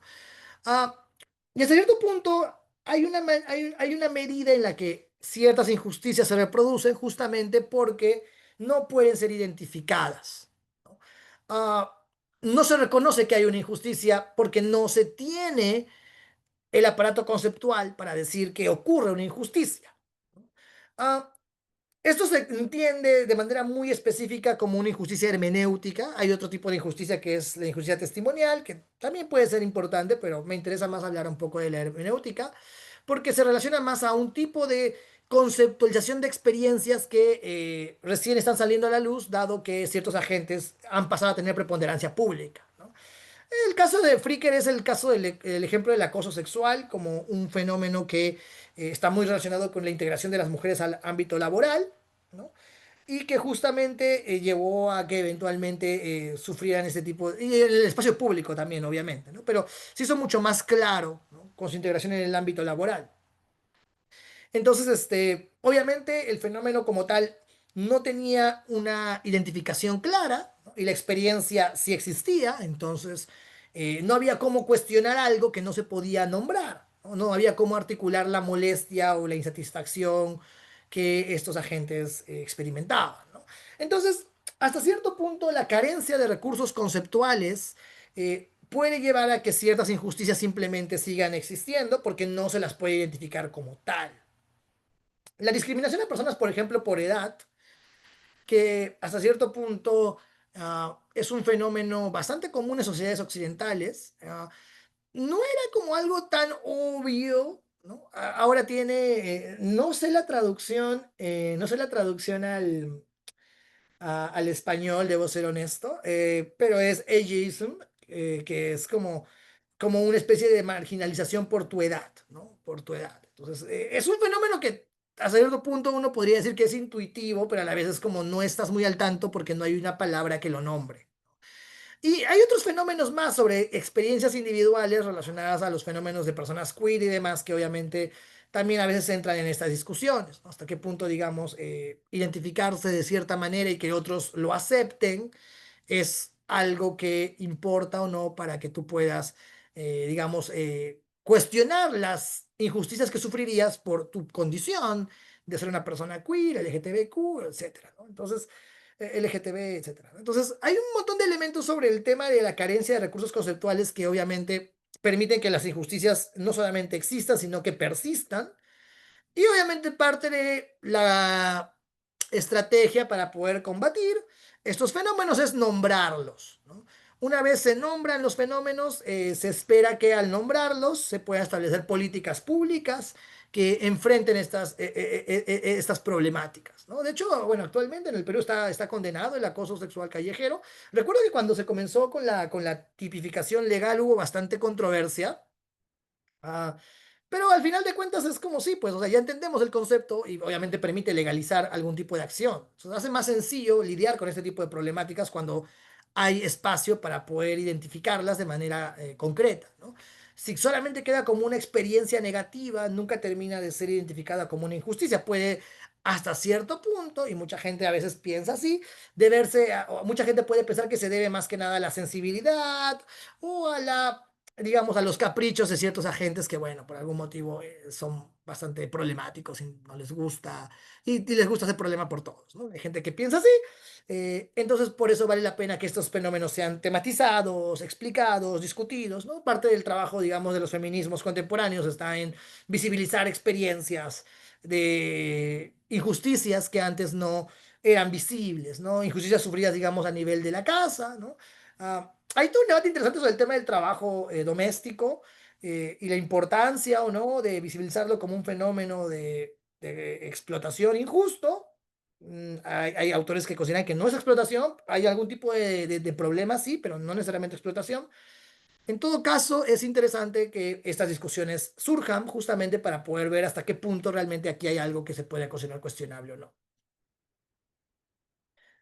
Violencia animal, sí. Ahora, el caso de violencia animal es complejo porque ya estamos entrando a un terreno donde no tenemos forma de poder establecer contacto directo con la conceptualización que los animales podrían hacer. Entonces es un poquito difícil, es como una proyección más que nada de una experiencia humana. No digo que no exista como un problema, lo puede ser, solamente que es un poquito más complicado cuando entramos a hablar sobre casos de maltrato animal como un fenómeno de injusticia. Porque hay debate sobre si tenemos las mismas obligaciones que tenemos con las personas o no, pero pues, también podríamos incluirlo, es parte de mucha gente, pues, de hecho, dado que se considera, digamos, a los animales propiedad, y como ustedes saben, con tu propiedad tú puedes hacer lo que tú quieras, durante mucho tiempo, digamos, no importaba si tú agarrabas y matabas a tu perro, lo encadenabas a tu casa, y ya, total, es un perro, es tu propiedad, puedes hacer con él lo que quieras. Entonces, eso también obviamente puede motivar hasta cierto punto a acciones de algún tipo. Me cuesta un poco introducir el fenómeno de la población animal no humano en los modelos de justicia contemporáneos. No digo que no lo hayan intentado hacer autores, hay autores que han intentado incluir a los animales dentro de los agentes relevantes para poder pensar la justicia. Yo creo que es súper complicado porque incluirlos dificulta, algunas teorías se dificultan al incluirlos, sobre todo las teorías contractualistas. Eh, y las que más o menos lo hacen sencillo son las utilitaristas, pero esas tienen otros problemas también. Entonces, hay un montón de dificultades teóricas en el mundo de la filosofía política que dan para escribir y pensar mucho, y que obviamente me encantaría discutir con más calma, pero bueno, el tiempo apremia, así que paso al siguiente punto. Am, consecuencias no deseadas. Ok, este es un punto que es importante porque se relaciona con lo que ya habíamos explicado un poco de Jung, y era que eventualmente, como ya dijimos, las injusticias estructurales pueden deberse a individuos o agentes deliberadamente tomando políticas que van en contra de ciertos grupos. Luego de un determinado tiempo, las políticas se abolen, ¿no? Las leyes negativas se eliminan, pero las prácticas sociales marginalizadoras persisten en la sociedad, de modo que estas personas siguen sufriendo injusticias a pesar de que estas leyes ya no existen. Aquí es algo un poco más interesante porque en muchos casos la generación de estas injusticias no necesariamente tiene que surgir como una cuestión deliberada. ¿Ok? No necesariamente tiene que surgir como el fenómeno o la intención principal de la gente que está interactuando. Puede ser simplemente algo que pasa por cómo es que nos organizamos. Un ejemplo interesante es el caso del mercado, ¿no? La economía de mercado. Uh, hay un autor muy famoso, vamos a hablar un poquito de él, porque es como introductorio para lo que voy a ver la próxima semana. Hay un autor muy famoso que es Robert Nozick, que más o menos representa la versión teórica más defendible de lo que se conoce como libertarianismo político, de derechas, por si acaso. O sea, libertarianismo de derechas. ¿Por qué lo menciono? Porque ya es bastante común y hoy en día hemos visto que en Argentina ha ganado el señor Javier Milei y él se proclama un libertario, ¿no? Entonces, una cosa que los libertarios de derecha van a sostener, y una cosa que quiero mencionar es, hay algunos teóricos que defienden estas posiciones. Personalmente no me encuentro muy satisfecho con algunos de ellos, creo que no hacen un trabajo particularmente bueno, pero creo que el trabajo que hace Nozick merece al menos ser leído. No digo que esté en lo correcto, pero merece ser leído porque creo que es el que se toma más en serio la posición. Hay otros teóricos que son traídos mucho a la mesa. El caso más paradigmático del teórico que les encanta a los libertarios es la señora, ay, me olvidé el nombre, Ayn Rand, que es como el caso paradigmático del autor libertario que les encanta. Y bueno, o sea, sí es bastante, no, la verdad no tengo por dónde defender eso. Pero el punto es que hay diferentes fuentes teóricas para el libertarianismo y el autor más representativo es Robert Nozick. Y Robert Nozick tiene una posición muy interesante sobre el tema de la justicia distributiva, específicamente, ¿no? Él dice que la justicia distributiva es imposible de alcanzarla sin violar la libertad de las personas, ¿no? Entonces, como la libertad es un principio fundamental que es básico y está por encima de otros principios, tiene un carácter fundamental superior, incluido el principio de igualdad, ¿no? Más o menos no sé si habla un poco de eso. Cualquier tipo de pauta distributiva en la sociedad que vaya en contra de las interacciones libres del mercado, se podría calificar como una acción injusta, ¿no? Eso es lo que dice Robert Nozick. Y digamos que uno diría, ok, entiendo la teoría, pero nuestras instituciones nos dicen algo interesante, y es que cuando Nozick explica sus casos, él describe algo muy simple, y es que la consecuencia de un sistema de mercado completamente desregulado es que eventualmente hay personas que no van a tener una posición buena en la sociedad, que van a estar en una posición de desventaja, negativa, ¿no? Negativa y terrible, podríamos decir, ¿no? Es el proletario que o trabaja o se muere de hambre.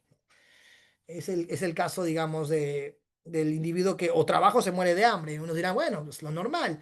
Sí, pero o sea, el trabajo en ese sentido pareciera más como ya, o sea, es como no tienes la opción de ni siquiera elegir nada más. O trabajas en esta cosa que probablemente no te guste y sea horrible, explotadora y terrible y vivas una vida asquerosa y miserable, o te mueres de hambre, que es lo mismo. Entonces, no sí da a entender que no habría un problema ahí, porque pues surgen interacciones libres, ¿no? Entonces, cuando uno lee a Nozick, uno lo que interpretaría desde otra perspectiva es, ok, lo que entiendo es que un sistema de libertades irrestricto termina dejando a grandes porciones de la población en una posición de vulnerabilidad significativa, ¿no?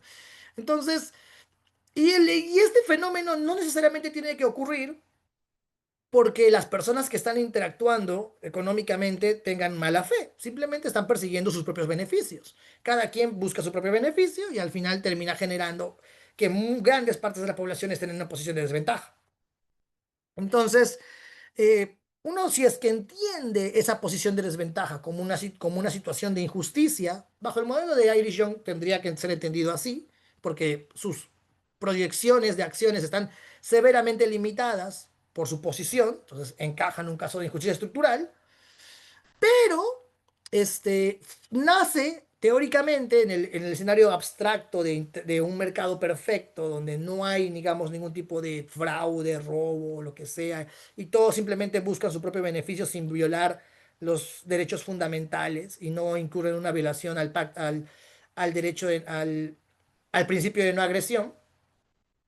Si es que no incurren en una violación del principio de no agresión y la gente simplemente interactúa persiguiendo su propio beneficio, se generan escenarios de injusticia estructural dentro del modelo de Young. Entonces, no tiene que haber maldad para que esto pase, ¿no? Simplemente puede ser una consecuencia no deseada que se da por las propias interacciones humanas complejas, ¿no? Las interacciones humanas complejas no necesariamente prevén todos los efectos negativos de lo que estamos haciendo. Nadie está pensando todo el tiempo en las consecuencias a largo plazo de lo que estamos haciendo. Simplemente vivimos y actuamos y perseguimos nuestros beneficios. Y a veces en ese proceso terminamos generando que grandes poblaciones terminen padeciendo situaciones de desventaja.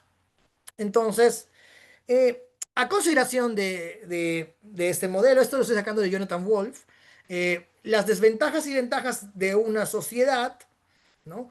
Tienden a acumularse, ¿no? Y si estas desventajas y ventajas son injustas, entonces las injusticias también tendrían que acumularse también, ¿no?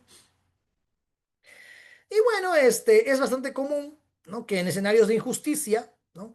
Las desventajas, tiendan a perdurar justamente porque las personas que están en una posición de desventaja no pueden salir de esa situación porque eso involucra otras desventajas adicionales. En fin, es un tema bastante complejo que voy a explicar a continuación. Ah, Jonathan Wolf distingue dos casos de desventajas interesantes cuando pensamos en el caso de las posiciones sociales de los individuos, ¿no? Eh, Hay uno que es entendido como las desventajas corrosivas, que involucran que estás sufriendo una desventaja que eventualmente tiene como correlato que no disfrutes de bienes que posees, ¿no? Por ejemplo, si tú tienes una enfermedad muy grave y el sistema de salud de tu país, como ocurre aquí en los Estados Unidos, es privado y es bastante costoso, ¿no? Lo más probable es que no puedas costear un tratamiento. Si tu enfermedad es muy grave y es costosa el tratamiento, probablemente no lo puedas costear, ¿no? Y la única opción que te queda sea endeudarte. Y aún así probablemente ni siquiera te cures, ¿no? Entonces, estar enfermo en alguna medida afecta a otras dimensiones de tu vida y daña y te pone en posición de desventaja para conseguir un nuevo trabajo, para relacionarte con personas en la sociedad, etcétera, ¿no? Incluso para poder disponer de tus propios bienes, ¿no? Porque si tienes que estar todo el tiempo internado en un hospital, ya ni siquiera puedes disfrutar de tu propia casa. Entonces, hay una serie de elementos que terminan perdiendo valor, dado una determinada desventaja que puedas estar sufriendo. Y esto puede ser más o menos grave dependiendo de la sociedad en la que estés. Si el acceso a la salud es bastante restrictivo y poco accesible, probablemente el efecto de esta desventaja sea devastador.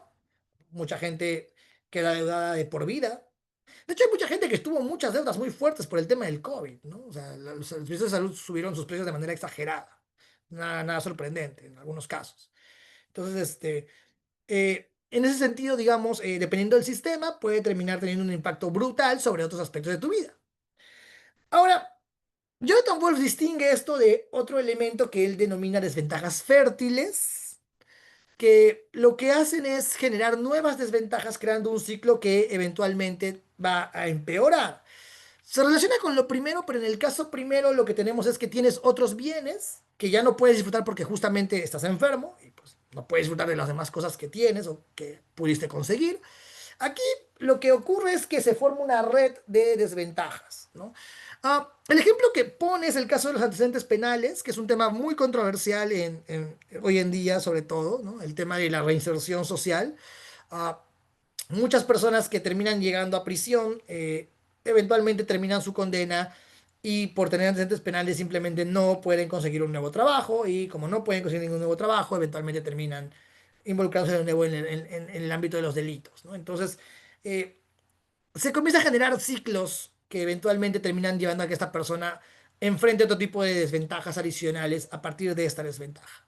Ah, Ahora, puede verse casos mucho más sencillos, no necesariamente el caso de delincuentes, ¿no? Desde el hecho de personas en posición de pobreza, ya desde el hecho de que, por ejemplo, no tengan acceso a una buena educación, ya tienen una serie de problemas relativos a conseguir eventualmente un trabajo, ¿no? O una buena alimentación ya de por sí afecta también aspectos como, por ejemplo, un buen desempeño académico y demás. Entonces, las desventajas pueden generar otras desventajas nuevas, significativas, que afectan a la persona a lo largo de su vida.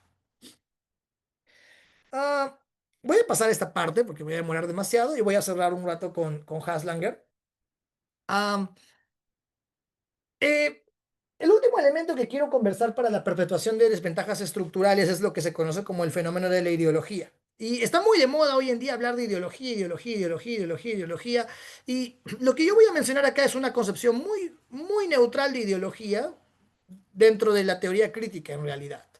Porque hay una tendencia muy común a considerar ideología, hay una tendencia muy común a considerar ideología como simplemente conjunto de posiciones políticas. Si algo es una posición política es ideológica. Hay muchas personas que consideran que eso ya es negativo. Hay, de hecho, mucha gente que considera que ya que algo involucre una posición política es negativo por sí mismo. Y eso lo tengo que decir en base a mi experiencia interactuando con muchas personas que consideran que ya cuando algo se politiza perdió valor. Eso es muy extraño, pero hay gente que cree eso. Ah, pero no me refiero a ideología cuando pienso que algo tiene un contenido político.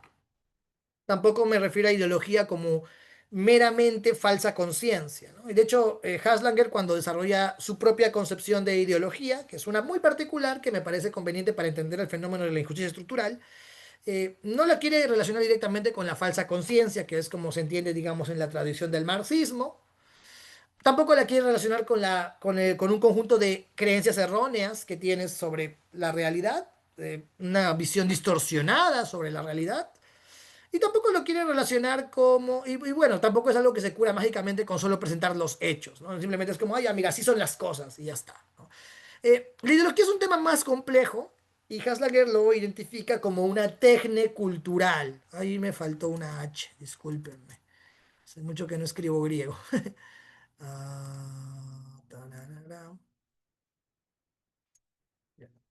Una técnica cultural que involucra una red de significados públicos y compartidos que contribuyen a estabilizar y justificar un determinado status quo. Entonces, el punto de Haslanger aquí, de Sally Haslanger en su libro Resisting Reality, es decir, ok, lo que hace una ideología, como la vamos a entender para hacer teoría crítica, y que es bastante neutral y de hecho es justamente eh, lo que es una ideología es funcionar como un conjunto de significados públicos y una narrativa común, compartida, que lo que hace es que el status quo se conserve.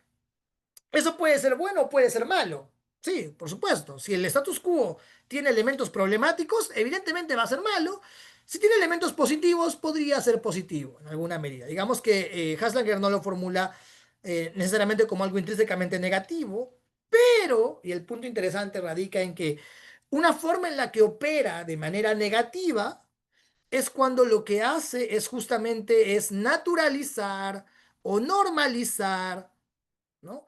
Estructuras de poder desiguales, ¿no? Estructuras de poder donde claramente ciertos agentes están en una posición de desventaja inmerecida, claro está, porque eso es lo que importa también, hay que tener en cuenta lo del inmerecido. Una posición de desventaja que podríamos calificar como una injusticia estructural. Entonces, lo que hace la ideología es sedimentar la estructura, haciendo o normalizando esa situación. Una forma en la que la ideología puede manifestarse es en el hecho de que, por ejemplo, una forma es cuando las personas dicen que las personas son pobres porque son vagos. Eh, y eso es algo que es importante resaltar, porque cuando alguien te indica que alguien es pobre porque es vago, lo que quiere dar a entender es que las personas que son pobres pues en alguna medida se merecen su pobreza. No hay nada que se deba hacer al respecto, o si es que hay algo que se puede hacer es algo meramente de buena voluntad. No es un acto de justicia, por ejemplo. ¿No? Por buena voluntad los ayudamos, pero no es que hay algo que se deba hacer, los pobres siempre van a existir, una forma también en la que la ideología puede manifestarse, otra forma es, una forma en la que hay debate, pero creo que ya es bastante claro en la teoría, en la filosofía académica contemporánea, que esto es algo bastante cuestionable si es que alguien sostiene lo contrario, es que el ser humano es egoísta por naturaleza y que por lo mismo siempre va a buscar su beneficio y nunca se va a poder, digamos, y eso es algo bueno, ¿no? Eso está bien. Y bueno, hay un sentido en el que uno podría calificar de eso como un discurso ideológico. Hay discursos ideológicos relacionados con el tema del rol de las mujeres, ¿no? Las mujeres por naturaleza tienen que ser madres, tienen que ser amas de casa, etcétera, ¿no?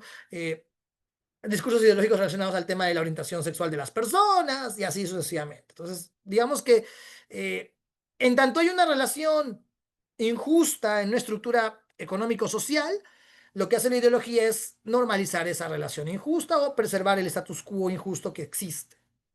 Aquí hay una observación interesante de Patricia. Dice, ese desprecio a la ideología y a la política tiene que ver con el ultraliberalismo que nos ha desacreditado precisamente para que no se oponga a la política neoliberal que no tiene nada de liberal.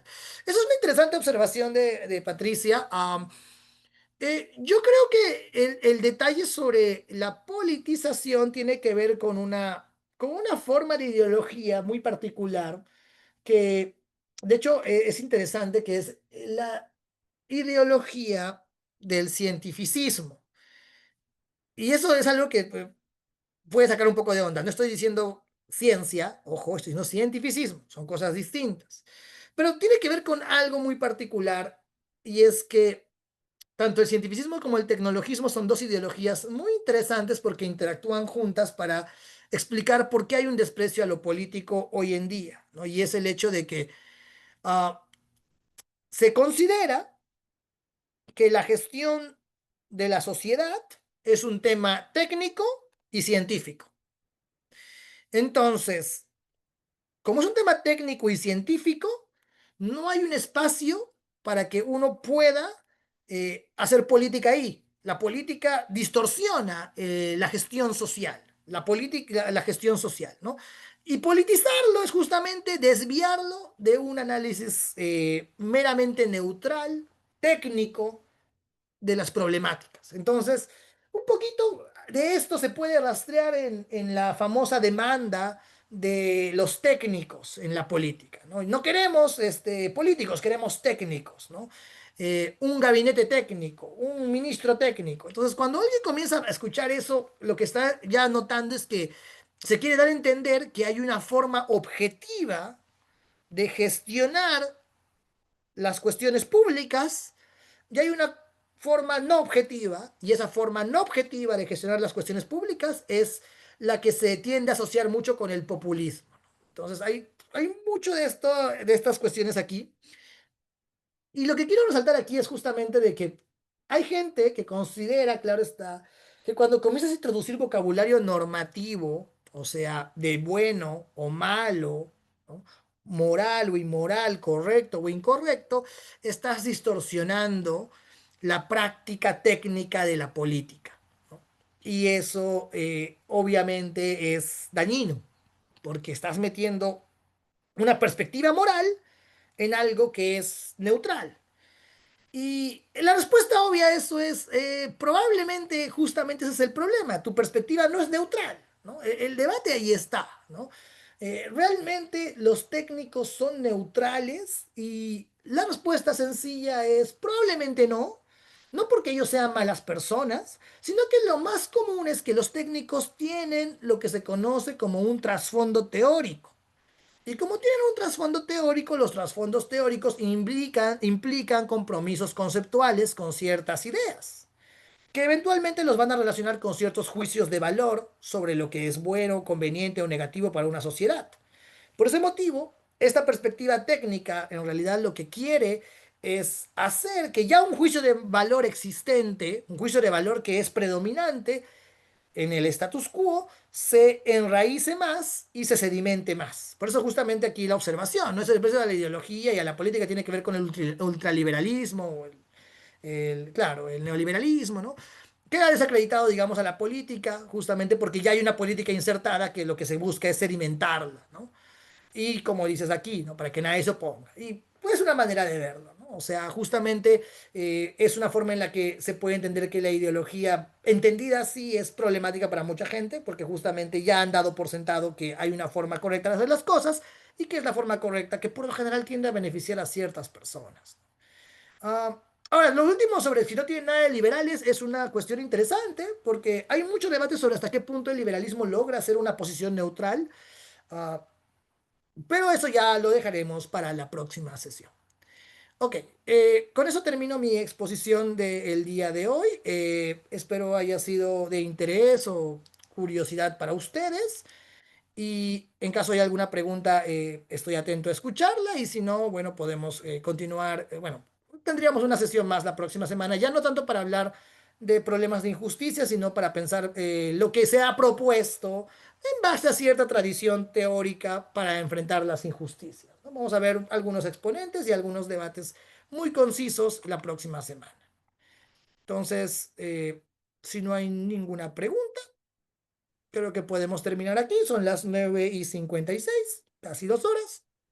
Entonces, gracias por su tiempo a todos ustedes y a la universidad por permitirme dar esta pequeña clase, taller, y nos estamos viendo el próximo martes. Muchísimas gracias, Carlos. Buenas No, no te noches. preocupes, Patricia. Muchas gracias a ti. Cuídense mucho.